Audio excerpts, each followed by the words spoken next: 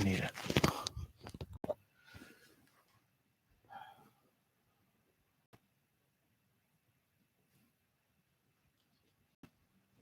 Producer, the director, and the tech department. On new video.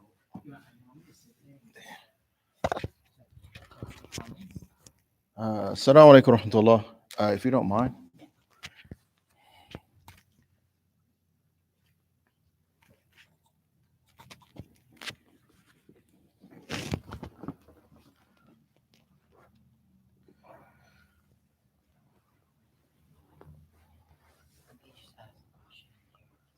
Yeah, feel free. Flip this around now. We're doing an audio check with this microphone because I got some reports that the static was real bad. I went back and listened to the recording myself, and yeah, it was really bad. So if you are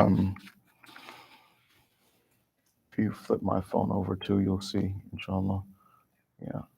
So if you are getting bad static, especially on your TVs, if you're using YouTube on your TV and you're getting bad static, can you please send a text message either on YouTube, or if you do have my number, please feel free to send me a text also, inshallah. You can do it through the WhatsApp group as well. We just want to make sure that I've also been privy to those times at different programs and everything, and the audio is horrible. And even though you may want to be there and you may want to take some benefit from the content, sometimes the audio can be so bad, it's just you spend most of your time actually just trying to fight at the headache or being annoyed more than anything else. So we do not want that. Okay, for this evening, inshallah. So we are in the 21st, between 4th and 1st, right? 21st, so 21st juz of the Quran. And this evening, inshallah, we will be reading from Surah Al-Luqman. We're not getting anything?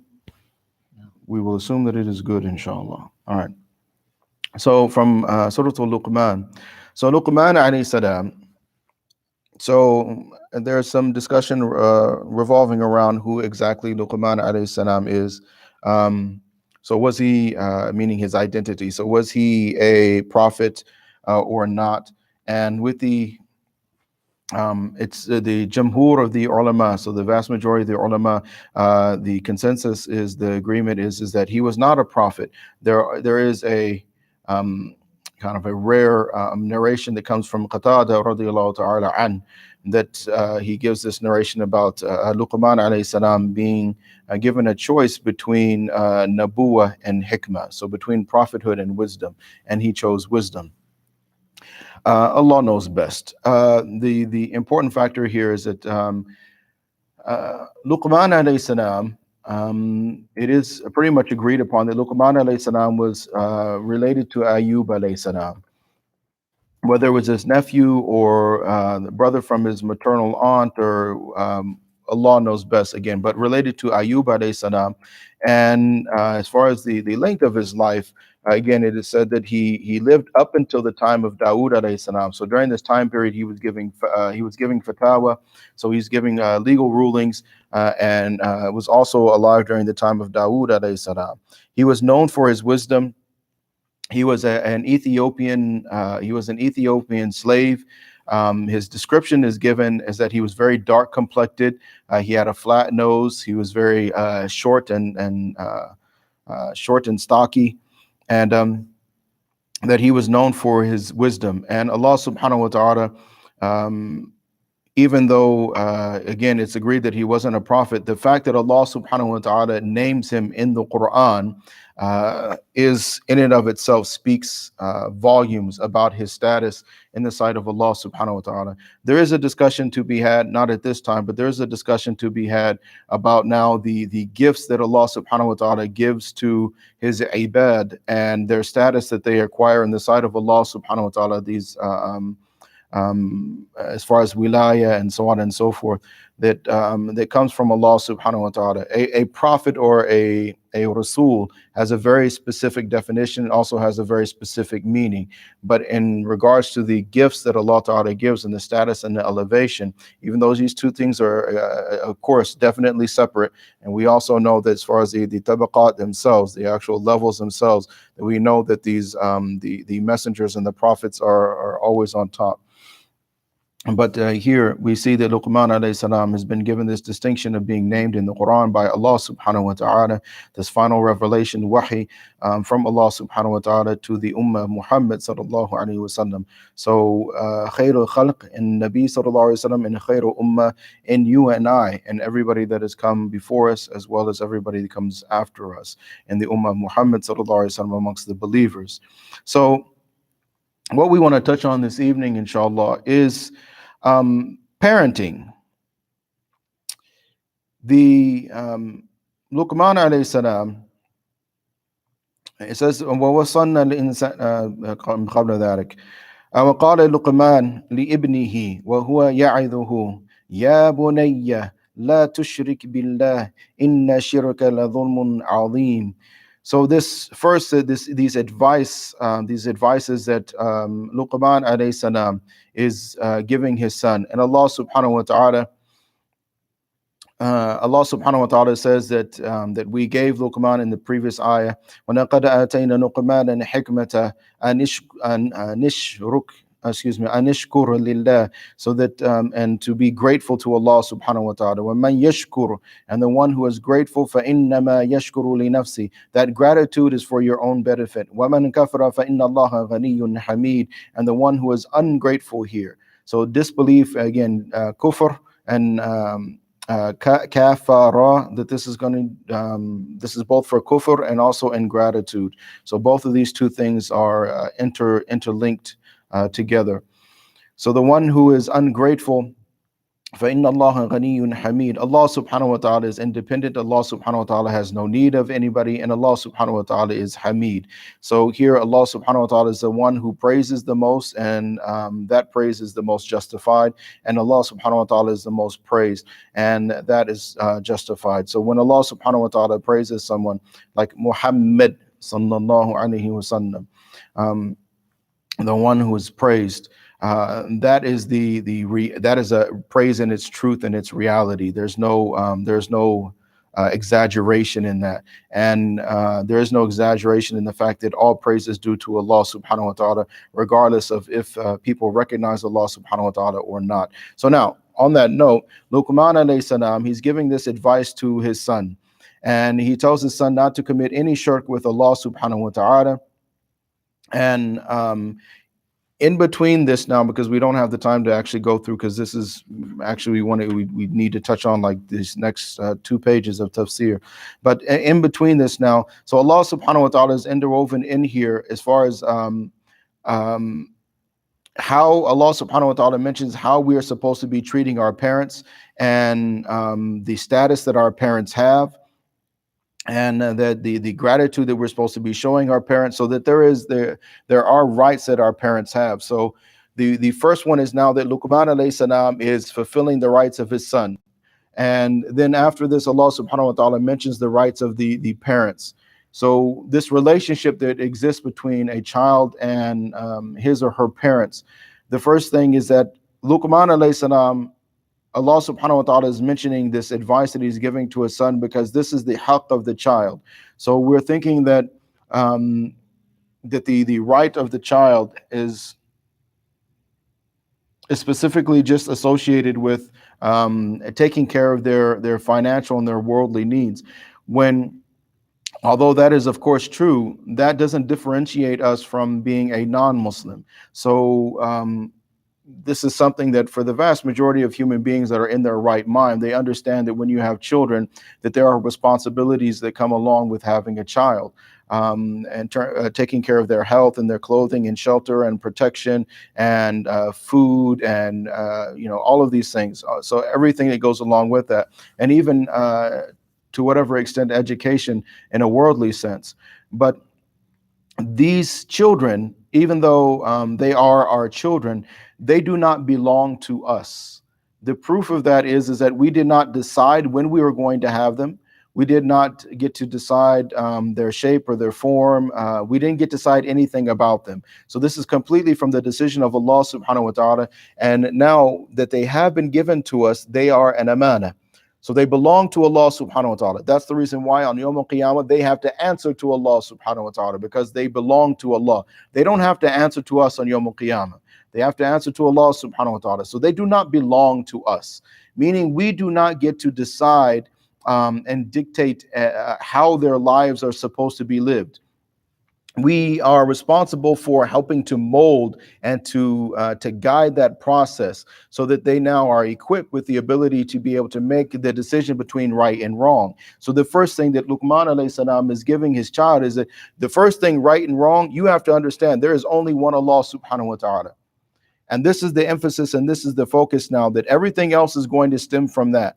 So what is the truth and reality? Ultimately, truth and reality is La ilaha illallah. Everything else is going to is an offshoot from that. So the reality that Allah subhanahu wa ta'ala has established for the entirety of humanity, it is coming directly from Allah subhanahu wa ta'ala. Your responsibility and my responsibility as parents is to guide our young people so that they understand the difference between haqq and batil. What is the truth and everything else other than the truth? Because that's what batil is. It is everything else other than the truth. And that also includes now, what is your purpose in life? How are you supposed to fulfill that purpose? And now you see the distinction where you get this contrast between us and non-Muslims, because they each, every group in whatever culture, society, they have their own beliefs. And again, falling under that category of batil, and this is what they teach their children. As we know, every child is born a Muslim, but what happens? It's the failings of their parents that teach them something else. They teach them to be or to see themselves or identify themselves as something other than the servant of Allah, as something other than the slave of Allah subhanahu wa ta'ala, and to now to attach themselves and identify themselves with a perception of reality that does, again, it falls under that category of batil and is not going to be in line with the purpose of life for which Allah Ta'ala has created them.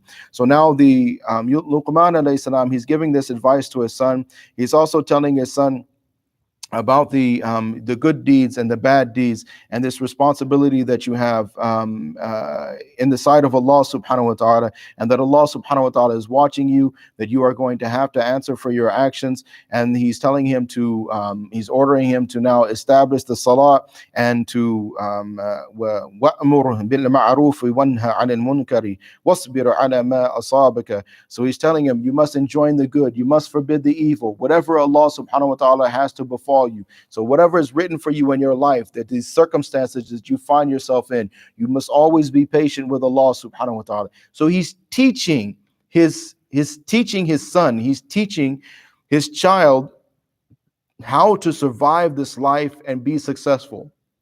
Not just successful in the akhirah, but if we do these things, and we become eligible for the blessings of Allah subhanahu wa ta'ala in this life as well.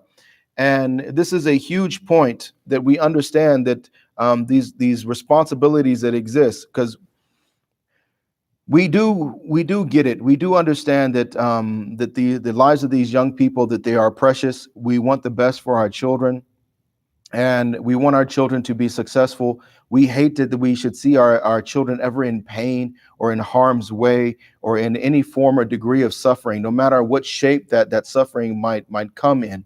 So we don't like to see our children see these difficulties. But at the same time, we have to accept the reality of that's just a part of this life. So instead of sheltering them, and instead of kind of like locking them off from certain realities, and instead of kind of like keeping them in this bubble, our responsibility and what is going to be best for them is that we introduce them to the realities of life in this world. We weren't able to escape them ourselves. So even when we were a child and growing up, we had our own difficulties. There are certain, I don't think anybody reaches a certain age, especially maturity. So you get to 40 years old. I don't think you've gotten to 40 years of age without experiencing certain degrees, levels of trauma in your life. There have been difficulties, there have been traumatic experiences, there have been ups, there have been downs, there have been times where you didn't know how you were going to keep going. You didn't know if you were going to make it or not. There's these, mashallah, there's so many mixed emotions and feelings that come with growing up and maturing. And sometimes we think that we can lock our own children away from this, when in actuality, it is doing exactly like Luqman alayhi salam, and opening up and saying, look, this is what you're going to have to do. Like, life is life. The vicissitudes of life, those ups and downs, the hardships, the good times, the bad times, that's just going to come. You can't fold up like a wet paper bag.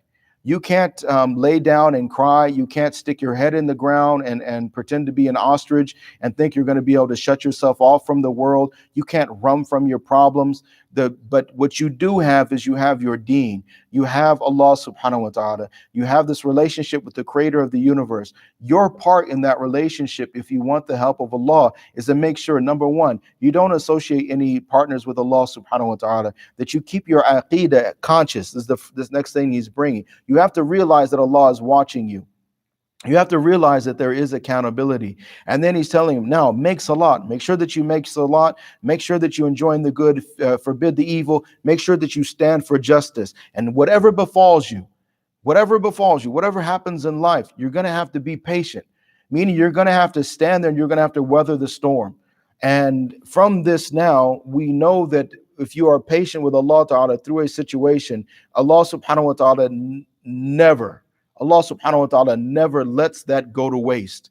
And now that strength, that ability to be able to persevere, to have a robust constitution and character, and be able to handle the difficult situations and difficult times. So now that this notion that every time something doesn't go my way, that there's crying involved, or there's depression, or there's anxiety, or there's stress, or I want to lock myself away from the rest of the world, etc., so on and so forth. So all of these things are excess, the anger and resentment and cutting off family ties and all of these different things that now happen, or even ma'adallah, that they should even lose their deen because of this, so that they're successful in the dunya, but then they end up losing their deen. Or now what's happening a lot, because of the frailty, the emotional frailty and the psychological frailty that in this society is being nurtured. That frailty is something is being nurtured in our young people. What's happening is that a lot of young people today,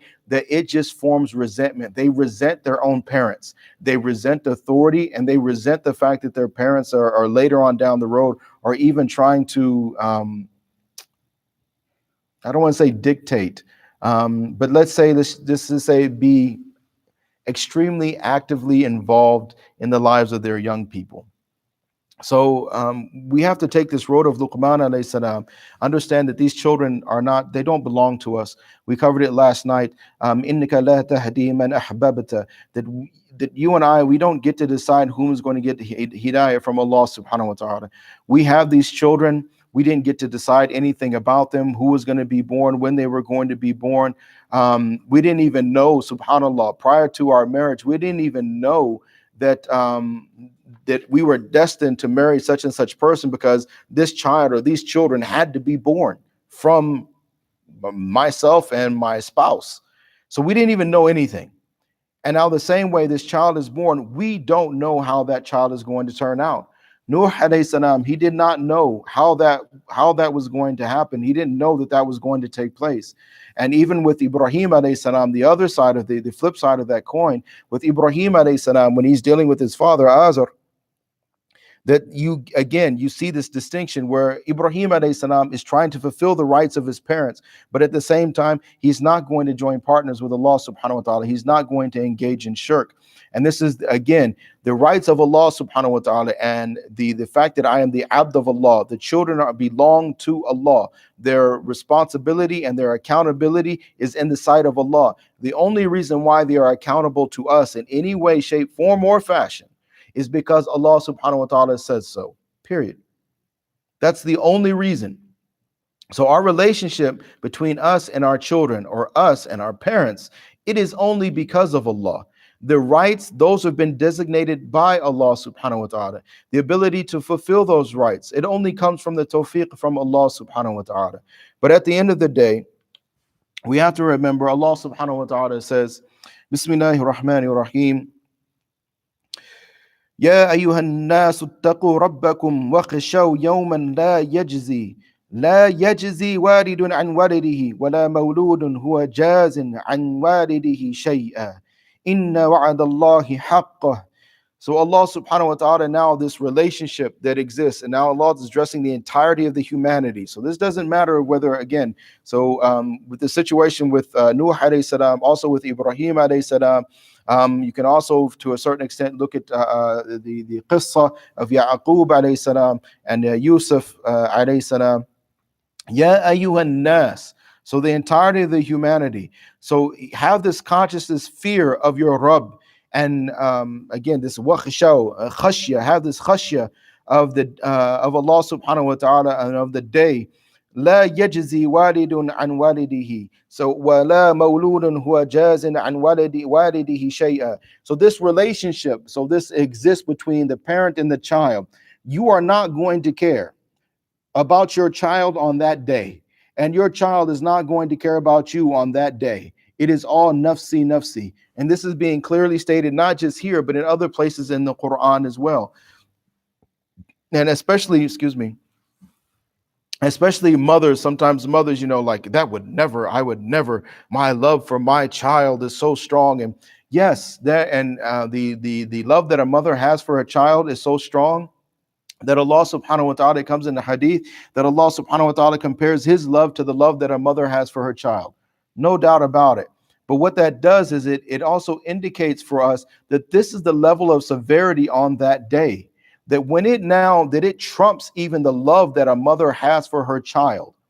And just to end with this, when we're talking about what love is, if that love is real, as opposed to seeing a child as my possession, because parents like to live vicariously through their children, meaning that their goals and hopes and dreams that they weren't able to accomplish themselves, they want to accomplish through their children. So their children become an extension of their own personal hopes, dreams, and aspirations. So now the responsibility and the onus for putting forth the effort to fulfill those dreams now falls squarely on the shoulder of those poor children.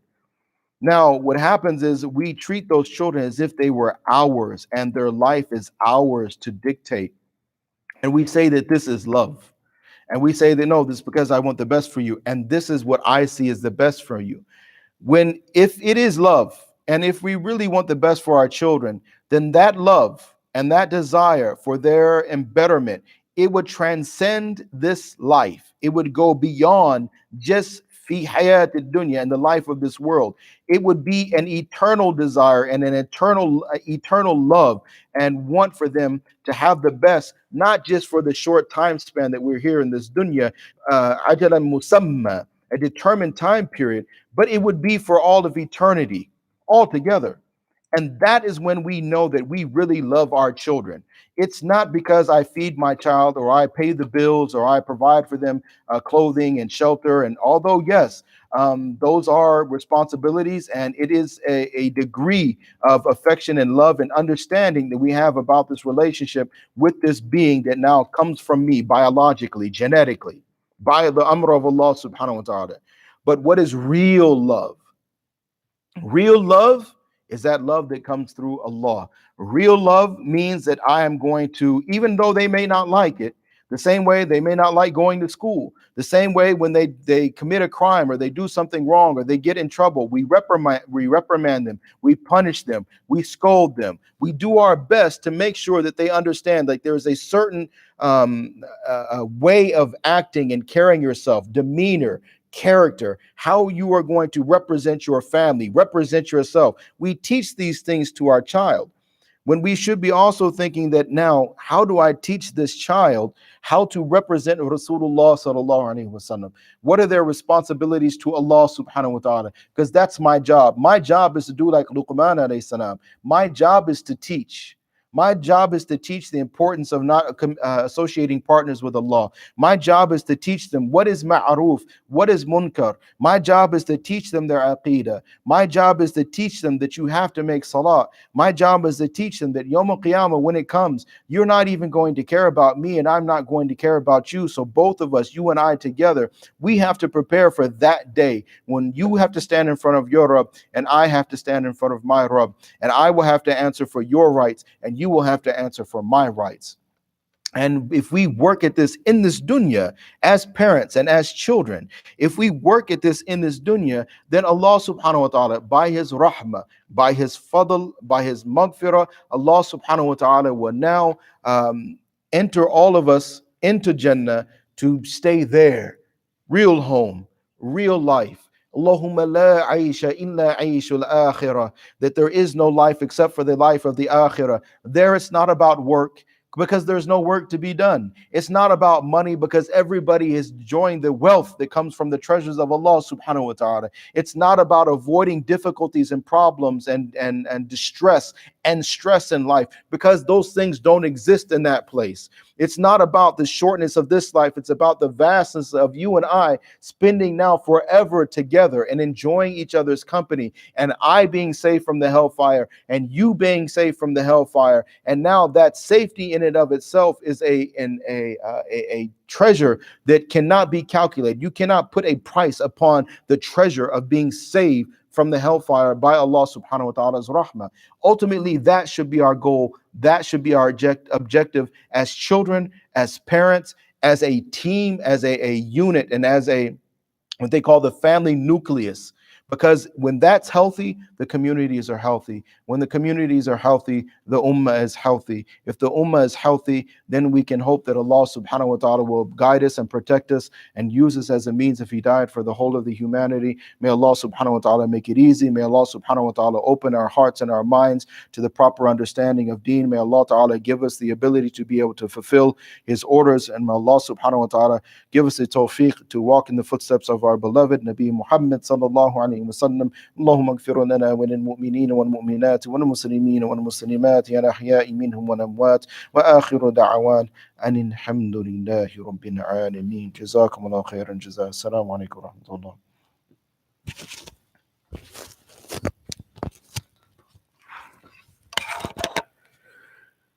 يا رب.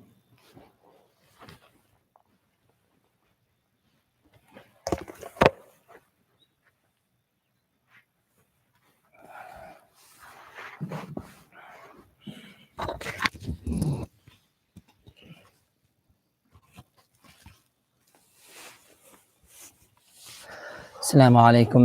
Inshallah, today I will be reciting the first quarter of the 21st juz. The 21st juz. أعوذ بالله من الشيطان الرجيم. بسم الله الرحمن الرحيم. اتل ما أوحي إليك من الكتاب وأقم الصلاة إن الصلاة تنهى عن الفحشاء والمنكر ولذكر الله أكبر والله يعلم ما تصنعون ولا تجادلوا أهل الكتاب إلا بالتي هي أحسن إلا الذين ظلموا منهم وقولوا آمنا بالذي أنزل إلينا وأنزل إليكم وإلهنا وإلهكم واحد ونحن له مسلمون وكذلك أنزلنا إليك الكتاب فالذين آتيناهم الكتاب يؤمنون به ومن هؤلاء من يؤمن به وما يجحد بآياتنا إلا الكافرون وما كنت تتلو من قبله من كتاب ولا تخطه بيمينك إذا لارتاب المبطلون بل هو آيات بينات في صدور الذين أوتوا العلم وما يجحد بآياتنا إلا الظالمون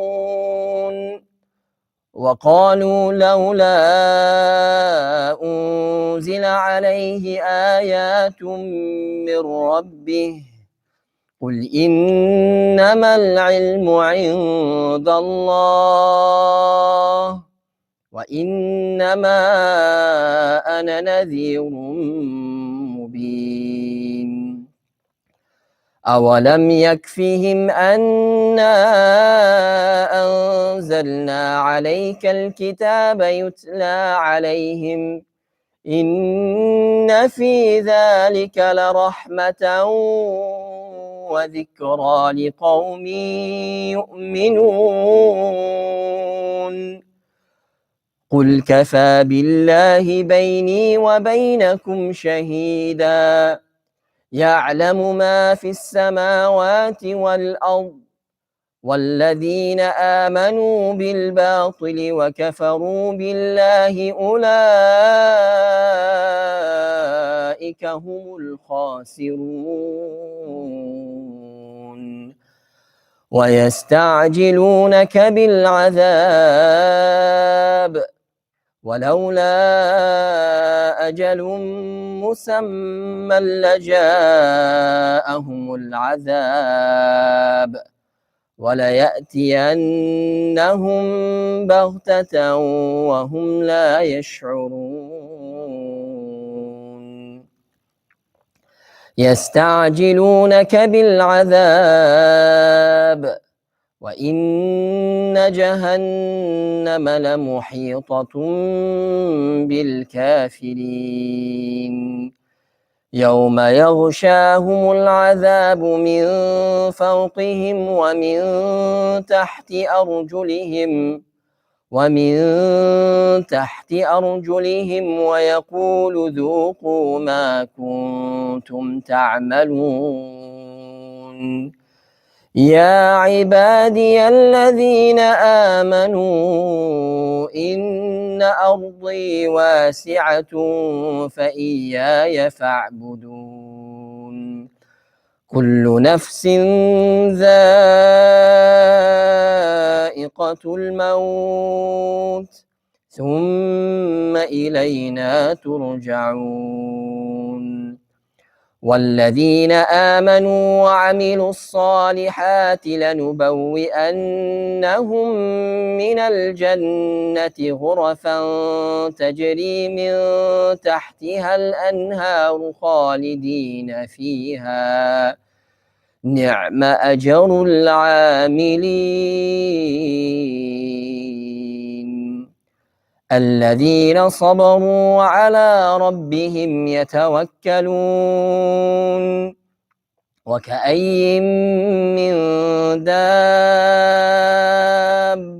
لا تحمل رزقها الله يرزقها وإياكم وهو السميع العليم ولئن سألتهم من خلق السماوات والأرض وسخر الشمس والقمر ليقولن الله فأنى يؤفكون الله يبسط الرزق لمن يشاء من عباده ويقدر له إن الله بكل شيء عليم ولئن سألتهم من نزل من السماء ماء فأحيا به الأرض من بعد موتها ليقولن الله قل الحمد لله بل أكثرهم لا يعقلون وما هذه الحياة الدنيا إلا لهو ولعب وإن الدار الآخرة لهي الحيوان لو كانوا يعلمون فإذا ركبوا في الفلك دعوا الله مخلصين له الدين فلما نجاهم إلى البر إذا هم يشركون ليكفروا بما آتيناهم وليتمتعوا فسوف يعلمون أولم يروا أنا جعلنا حرما آمنا ويتخطف الناس من حولهم أفبالباطل يؤمنون وبنعمة الله يكفرون ومن أظلم ممن افترى على الله كذبا أو كذب ومن أظلم ممن افترى على الله كذبا أو كذب بالحق لما جاءه أليس في جهنم مثوى للكافرين والذين جاهدوا فينا لنهدينهم سبلنا والذين جاهدوا فينا لنهدينهم سبلنا وإن الله لمع المحسنين بسم الله الرحمن الرحيم ألف لام ميم غلبت الروم في أدنى الأرض وهم من بعد غلبهم سيغلبون في بضع سنين لله الأمر من قبل ومن بعد ويومئذ يفرح المؤمنون بنصر الله ينصر من يشاء وهو العزيز الرحيم وعد الله لا يخلف الله وعده ولكن أكثر الناس لا يعلمون ظاهرا من الحياة الدنيا وهم عن الآخرة هم غافلون أولم يتفكروا في أنفسهم ما خلق الله السماوات والأرض وما بينهما إلا بالحق وأجل مسمى وإن كثيرا من الناس بلقاء ربهم لكافرون أولم يسيروا في الأرض فينظروا كيف كان عاقبة الذين من قبلهم كانوا أشد منهم قوة وأثاروا الأرض وعمروها أكثر مما عمروها وجاءتهم رسلهم بالبينات فما كان الله ليظلمهم ولكن كانوا أنفسهم يظلمون فما كان الله ليظلمهم ولكن كانوا أنفسهم يظلمون ثم كان عاقبة الذين أساءوا السوء أن كذبوا بآيات الله وكانوا بها يستهزئون الله يبدأ الخلق ثم يعيده ثم إليه ترجعون ويوم تقوم الساعة يبلس المجرمون ولم يكن لهم من شركائهم شفعاء وكانوا بشركائهم كافرون ويوم تقوم الساعة يومئذ يتفرقون فأما الذين آمنوا وعملوا الصالحات فهم في روضة يحبرون وأما الذين كفروا وكذبوا بآياتنا ولقاء الآخرة فأولئك في العذاب محضرون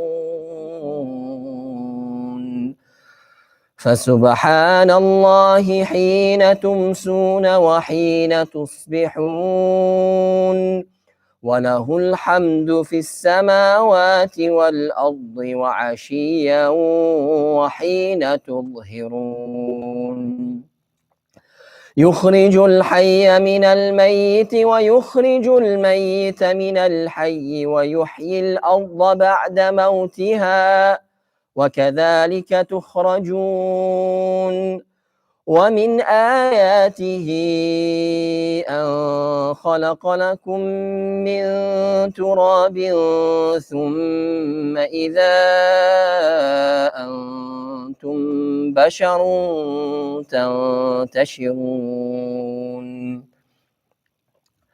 ومن آياته أن خلق لكم من أنفسكم أزواجا لتسكنوا إليها وجعل بينكم مودة ورحمة إن في ذلك لآيات لقوم يتفكرون ومن آياته خلق السماوات والأرض واختلاف ألسنتكم وألوانكم إن في ذلك لآيات للعالمين ومن آياته منامكم بالليل والنهار وابتغاؤكم من فضله إن في ذلك لآيات لقوم يسمعون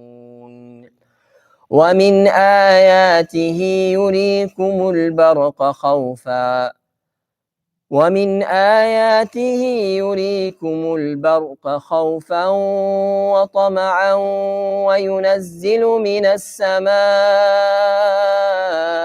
ماء فيحيي به الأرض بعد موتها إن في ذلك لآيات لقوم يعقلون ومن آياته أن تقوم السماء والأرض بأمره ثم إذا دعاكم دعوة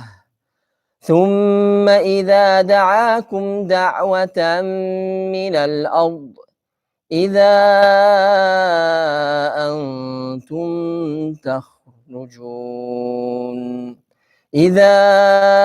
أنتم تخرجون وله من في السماوات والأرض كل له قانتون وهو الذي يبدأ الخلق ثم يعيده وهو أهون عليه وله المثل الأعلى في السماوات والأرض وهو العزيز الحكيم صدق الله العظيم. اللهم أنت السلام ومنك السلام تبارك يا ذا الجلال والإكرام. ربنا آتنا في الدنيا حسنة وفي الآخرة حسنة وقنا عذاب النار. ربنا ظلمنا أنفسنا وإن لم تغفر لنا وترحمنا لنكونن من الخاسرين. ربنا اغفر لي ولوالدي وللمؤمنين يوم يقوم الحساب. اللهم لا سهل إلا ما جعلته سهلا وأنت تجعل الحزن إذا شئت سهلا. اللهم إنك عفو تحب العفو فاعف عنا. اللهم إنك عفو تحب العفو فاعف عنا. سبحان ربك رب العزة عما يصفون وسلام على المرسلين الحمد لله رب العالمين.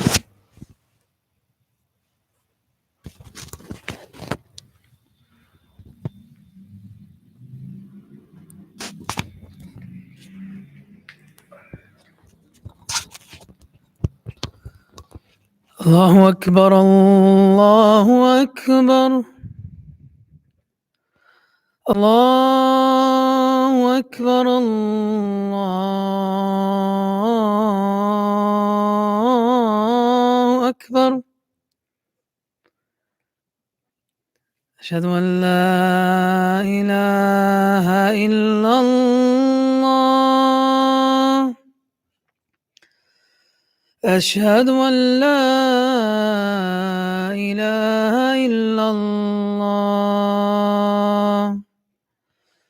أشهد أن محمد رسول الله أشهد أن محمد رسول الله. حي على الصلاة حي على الصلاة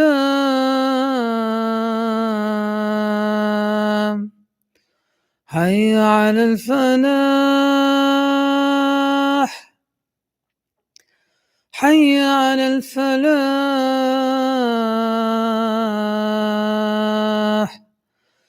الله أكبر الله أكبر. لا إله إلا الله. السلام عليكم.